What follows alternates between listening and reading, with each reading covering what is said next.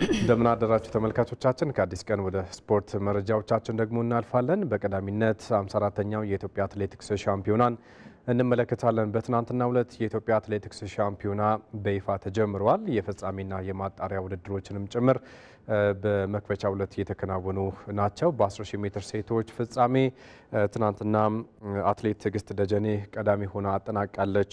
በውድድሩ 32 ደቂቃ ከ58 ሴኮንድ በመሮጥ ነው በቀዳሚነት ከአዳማ ከተማ የወርቅ ሜዳሊያን ማስመዝገብ የቻለችው። ከዛ ውጭ አትሌት መቅደስ ሽመልስ 33 ደቂቃ ከ06 በመሮጥ ከአማራ የብር ሜዳሊያን አስመዝግባለች። አትሌት አያል ዳኛቸው ደግሞ ከመቻል የናስ ሜዳሊያን ያስመዘገበች አትሌት ናት። ከዛ ውጪ በሌላ የፍጻሜ ውድድር በ100 ሜትር የወንዶችና የሴቶች ፍጻሜ ውድድሮች ተከናውነዋል። ቢኒያም ፊሊጶስ ቀዳሚ ሆኖ አጠናቋል። የወርቅ ሜዳሊያን ለሲዳማ ቡና አስገኝተዋል። ከዛ ውጪ ሲሳይ ተገን ከኢትዮ ኤሌክትሪክ ሁለተኛ ደረጃን በመያዝ የብር ሜዳሊያን ያገኘ አትሌት ነው።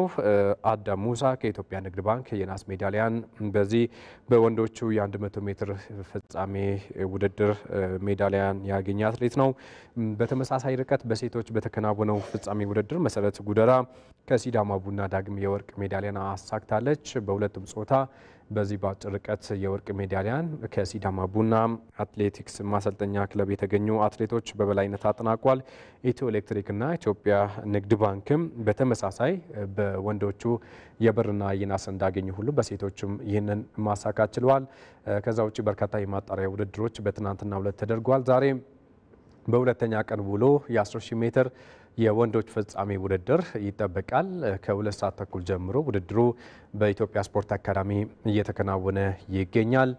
ከዛ ውጪ ሌሎች የሜዳ ላይ ተግባራትም እንዲሁ በቀነኒሳ በቀለ መምና በዚህ ስፖርት ሜዳ ላይ እየተከናወነ ነው የሚገኘው።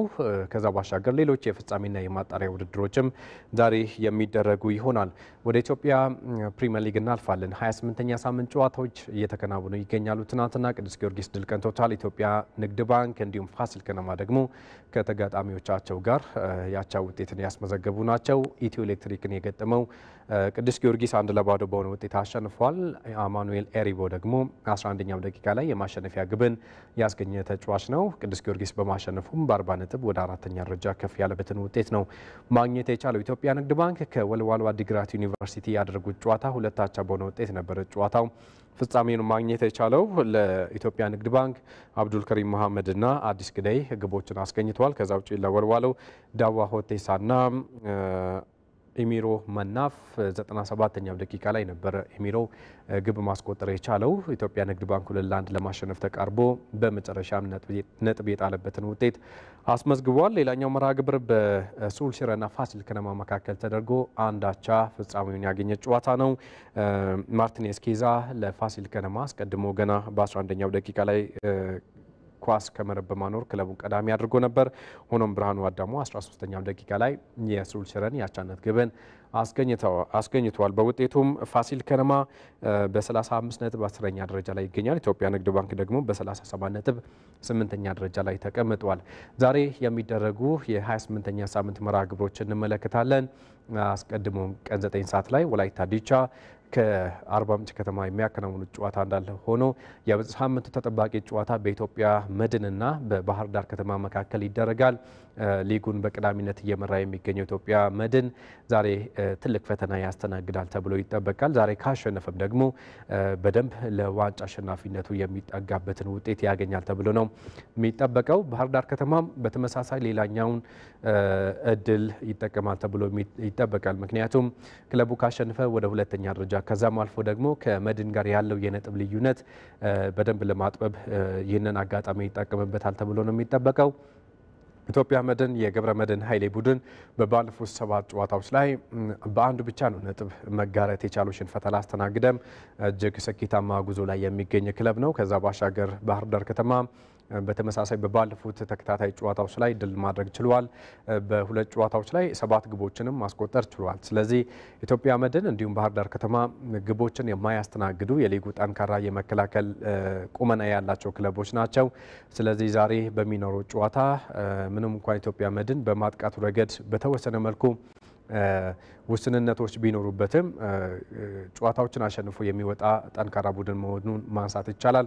ባህር ዳር ከተማ ደግሞ በቅርቡ በርካታ ግቦችን ማስቆጠር የሚችሉ የፊት መስመር አጥቂዎች እንደመኖራቸው ዛሬ በሁለቱ ክለቦች መካከል የሚደረገው የሜዳ ላይ ፉክክር እጅጉን ይጠበቃል። ምሽት 12 ሰዓት ላይ ከዛ ውጪ ወላይታ ዲቻ ከአርባ ምንጭ ከተማ የሚያከናውኑት ጨዋታ ሁለቱም ክለቦች ከባለፉት 4 ጨዋታዎች በኋላ የመጀመሪያ 3 ነጥባቸውን ለማሳካት ወደ ሜዳ ይገባሉ። 2 ሽንፈት እንዲሁም ደግሞ 2 ያቻ ውጤቶችን ተመሳሳይ ውጤቶችን አስመዝግበው ነው ወላይታ ዲቻና አርባ ምንጭ ከተማ የሚገናኙት። በተለይ ወላይታ ዲቻ ኢትዮጵያ መድንን አሸንፎ ተከታታይ ድሎችን ካስመዘገበ በኋላ የዋንጫ ተፎካካሪ መሆን እንደቻለ እናስታውሳለን። ወደ ሁለተኛ ደረጃም ከፍ ብሎ እንደነበር አይዘነጋም። ነገር ግን በባለፉት 4 ጨዋታዎች ግን ድል ማድረግ አልቻለም። ያንን ተከትሎ ቀስ በቀስ እየተንሸራተተ ይገኛል። አርባ ምንጭ ከተማ ደግሞ ሊጉ ወደ ሐዋሳ ካቀና በኋላ 3 ነጥብ በየጨዋታዎች ለማግኘት እጅጉኑ እየተቸገረ ነው። በርካታ ያቻ ውጤት እንዲሁም ሽንፈቶችን እያስተናገደ የሚገኝ ክለብ እንደመሆኑ ክለቦቹ ከዚህ ውጤት ማጣት ለመውጣት የሚያከናውኑት ጨዋታ ይሆናል። ቀን 9 ሰዓት ላይም ትልቅ መርሃ ግብር ያደርጋሉ። ሁለቱም ጨዋታዎችም በክለቦች መካከል በሚደረጉ ከዚህ ቀደም በነበረው ታሪካዊ ዳራ እጅጉን የሚጠበቁ ጨዋታዎች ሆነው 28ኛ ሳምንቱን የሚቀጥል ይሆናል። ወደ ኢትዮጵያ ሴቶች ፕሪሚየር ሊግ ደግሞ እናልፋለን። ኢትዮጵያ ንግድ ባንክ የሊጉ ሻምፒዮን መሆኑን አረጋግጧል። ትናንትና ተጋጣሚውን ቦሌ ክፍለ ከተማን 5-0 በሆነ ውጤት አሸንፏል ኢትዮጵያ ንግድ ባንክ። ያንን ተከትሎም የ2017 የኢትዮጵያ ሴቶች ፕሪሚየር ሊግ ሻምፒዮን መሆኑን አረጋግጧል። ከዛ ውጪ በባለፉት 5 ዓመታት ይህንን ዓመት ጨምሮ በተከታታይ ይህንን ዋንጫ ያሳካ ብቸኛ ክለብ ነው። በሊጉ ታሪክ ደግሞ 8 የሊጉ ዋንጫዎችን ያሳካ ሌላኛው ብቸኛ ክለብ ክብረሰኖችን እያሻሻለ ጥሩ ታሪክ እየመዘገበ እየተጓዘ ይገኛል። ኢትዮጵያ ንግድ ባንክ የአሰልጣኝ ብርሃኑ ግዛው ቡድን እንግዲህ ከእሱ ጋር የሚፎካከሩ ቀድሞ ክለቦች መቻል በዚህ ደረጃ በዚህ የውድድር ዓመት አልተመለከትነውም። ከዛ ውጪ ሐዋሳ ከተማ እንዲሁም ሲዳማ ቡና እንደውም በተሻለ ደረጃ ዘንድሮ ጥሩ ሲጓዝ የነበረ ክለብ ነው። አሁን 3ኛ ደረጃ ላይ ይገኛል። ሐዋሳ ከተማም ሊጉን ሲመራ እንደነበር ይታወቃል። በመጀመሪያ ዙር ኢትዮጵያ ንግድ ባንክ በካፍ ሴቶች ሻምፒዮንስ ሊግ ምክንያት ጨዋታዎችን ባለማከናወኑ ምክንያት ሐዋሳ ከተማ ግን ያንን ማስቀጠል አልቻለም። ኢትዮጵያ ንግድ ባንክ ከኋላ መጥተው እንግዲህ አሁን የሊጉ ሻምፒዮን መሆኑን አረጋግጧል።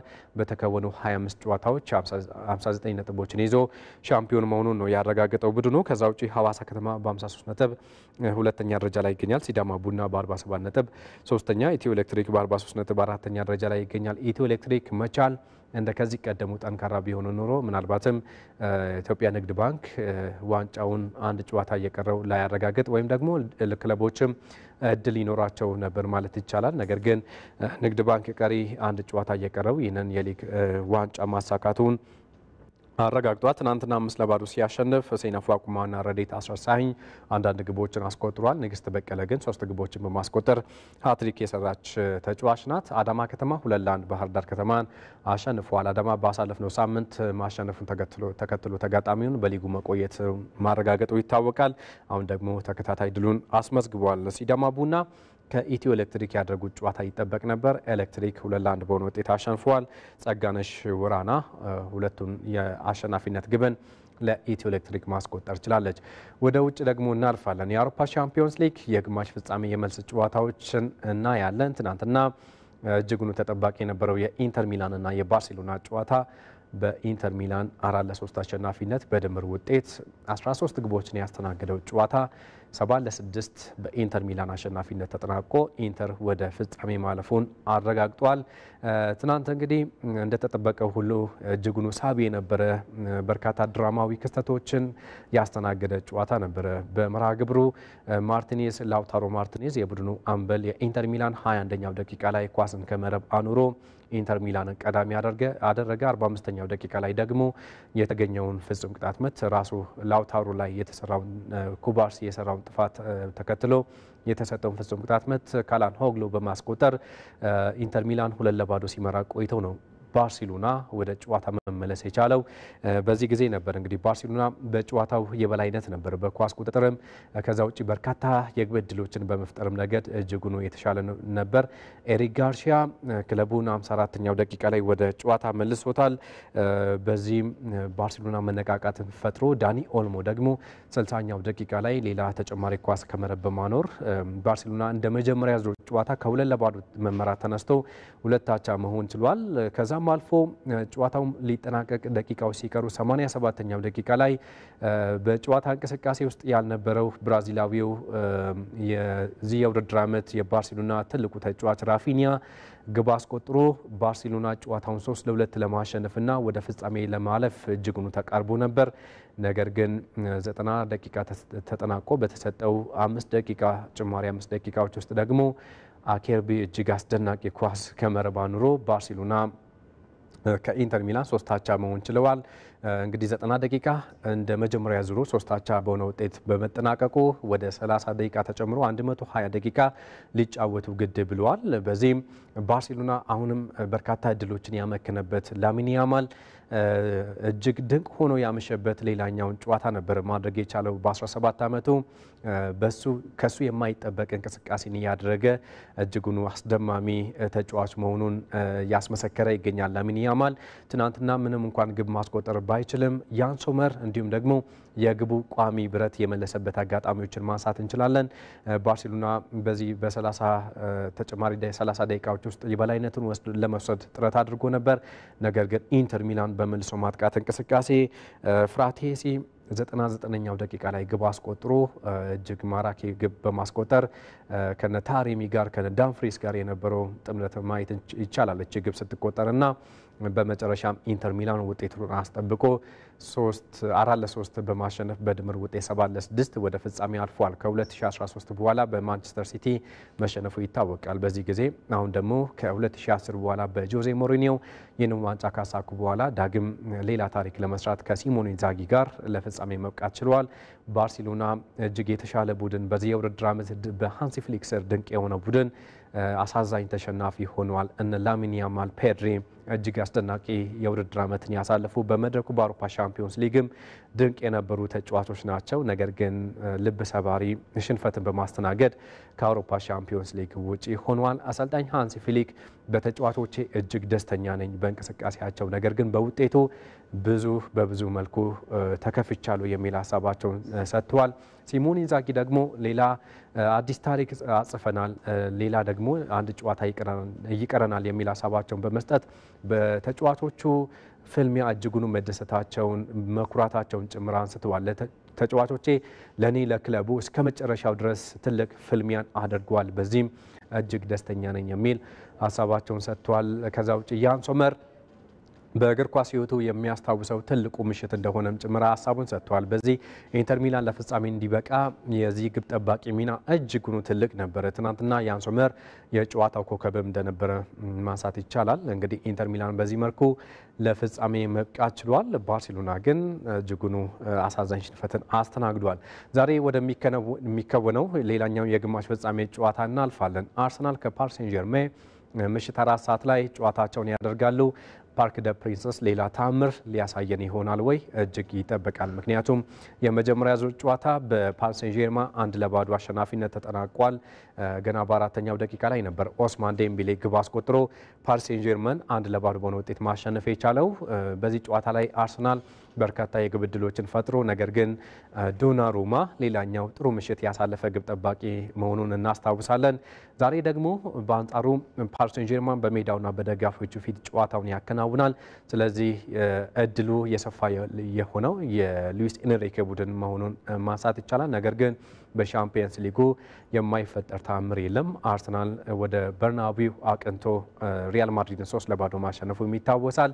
ስለዚህ ያንኑን ሞራል እንቅስቃሴ የሚያሳዩ ከሆነ ፓሪስ ሴን ዠርሜን አሸንፈው ወደ ፍጻሜ ለማለፍ ትልቅ እድል ይኖራቸዋል ተብሎ ነው የሚጠበቀው። በዚህ ጨዋታ ላይ በአርሰናል በኩል ቶማስ ፓርቴ ከቅጣት መልስ ዛሬ ጨዋታውን ያደርጋል። የእሱ መመለስ ምናልባትም ብዙ ጥያቄዎችን ሊፈታ ይችላል ተብሎ ነው የሚታሰበው። ምክንያቱም አርሰናል በመጀመሪያ ዙር ጨዋታ ሽንፈት ሲያስተናግድ ቶማስ ፓርቴ ምን ያህል ለቡድኑ አስፈላጊ ተጫዋች እንደሆነ ማሳያ ይመስላል። ብዙዋኑም ከጨዋታው መጠናቀቅ በኋላ ይህንን ሀሳባቸውን ነበር ማጋራት የቻሉት።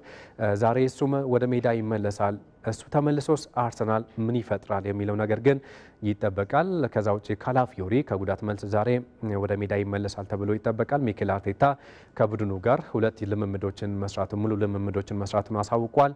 ምን ፈልገው ከሆነ በሙሉ ጤንነቱ ብቃቱ ይሰለፋል የሚል ሀሳቡን ሰጥቷል ሚኬል አርቴታ። ከዛ ባሻገር በፓሪስ ሴን ዠርማ በኩል ኦስማን ዴምቤሌ ነበረ ጥያቄ ውስጥ የነበረው በመጠነኛ ጉዳት ምክንያት።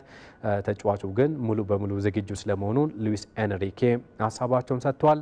ከጨዋታው በፊት ምን ተባለ የሚለውን ጉዳይ እናነሳለን። በተለይ አሰልጣኞቹ ያነሱትን ሀሳብ ሚኬል አርቴታ በዚህ ጨዋታ ለፍጻሜ ለመድረስ የተለየ ሆኖ መገኘት ያስፈልጋል የሚል ሀሳቡን ሰጥቷል። የተለየ እንቅስቃሴ ማድረግ፣ ስለዚህ በትክክለኛ ቦታ የተለየ እንቅስቃሴ በማድረግ ፍጻሜውን ለመድረስና ታሪክ ለመስራት ዝግጁ ነን የሚል ሀሳቡን ሰጥቷል። ይህንን ማድረግም እንደሚችሉ ሀሳቡን አጋርቷል። ከዛ ባሻገር ዲክላን ራይስም ይህንኑ ሀሳብ ነው መጋራት የቻለው። የተለየ እንቅስቃሴ ማድረግ አለብን፣ ስለዚህ ሁሉም የቡድን አባላት በጋራ መቆም አለብን፣ ይህንን ደግሞ የራስ መተማመን አለን ይህንን ለማድረግ የሚል ሀሳቡን ሰጥቷል። ኦዲጋርድም የቡድኑ አምበል በመጀመሪያ ዙር ጨዋታ ደካማ እንቅስቃሴ ማድረጉ ይታወቃል። በቦርንማውዝ ሽንፈት ሲያስተናግዱ ከቀናት በፊት 2-1 በተመሳሳይ ኦዲጋርድ እንቅስቃሴው ደካማ እንደነበር እናስታውሳለን። እሱም የቡድን አንድነት ለዚህ ጨዋታ እንደሚያስፈልግ ሀሳቡን ገልጿል።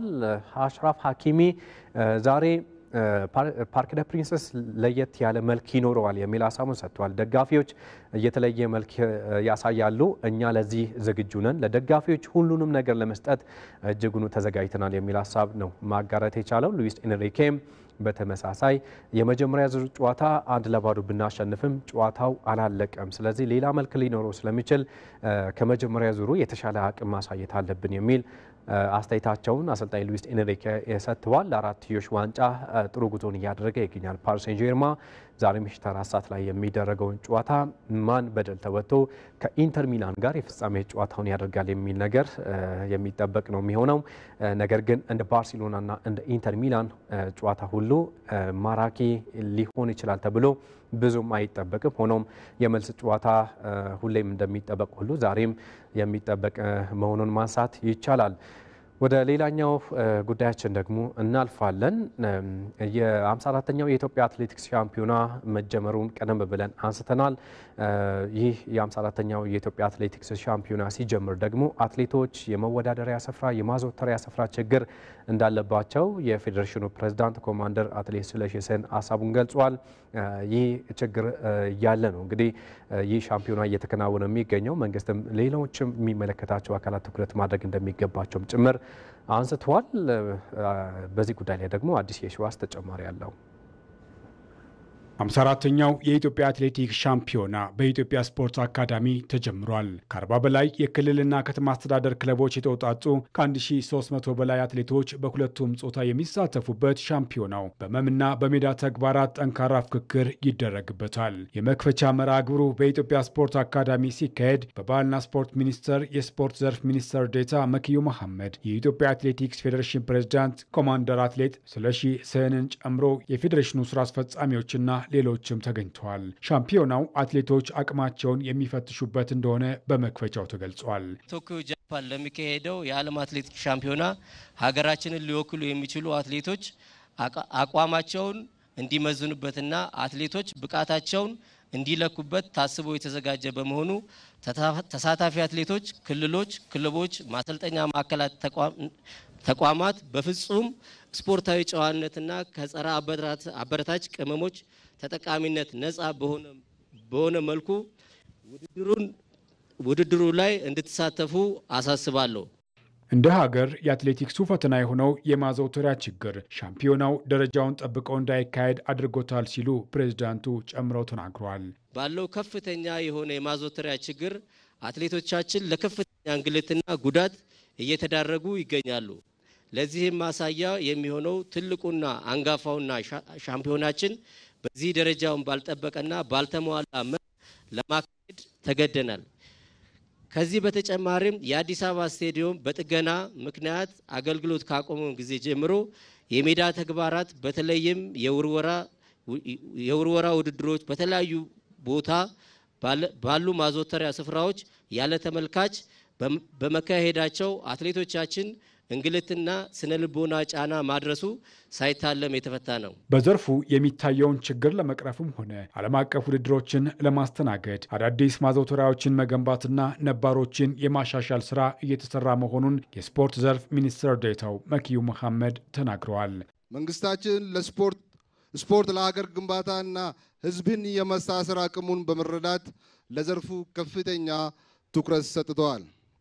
ትላልቅ የስፖርት ማዘውተሪያ ስፍራዎችን ከማስፋፋት እስከ ኮሪደር ልማት አካል በማድረግ የስፖርት ስልጠና ጣቢያዎችንና አካዳሚዎችን በሀገርና በክልል ደረጃ የማስፋፋት ስራዎችን የማከናወንና ስፖርትን እስከ 3ኛ ዲግሪ እንዲሰጥ ተደርጓል። ከዚህ በተጨማሪም መንግስት ለስፖርቱ ዘርፍ ትኩረት በመስጠት አበረታች ስራዎችን እየሰራ ይገኛል ብለዋል ሚኒስትር ዴኤታው። ኢትዮጵያ ሀገራዊና ዓለም አቀፍ ስፖርት ውድድሮችን የማስተናገድ አቅሟን ለማጎልበት አዳዲስና ነባር ስቴዲየሞችን የመገንባትና የማሻሻል ስራዎች እየተከናወኑ ይገኛል። በቅርቡ ብሔራዊ ስቴዲየምን ለመገንባት መንግስት ከ18 ቢሊዮን ብር በላይ ወጪ በማድረግ ቀንና ሌሊት እየሰራ ይገኛል።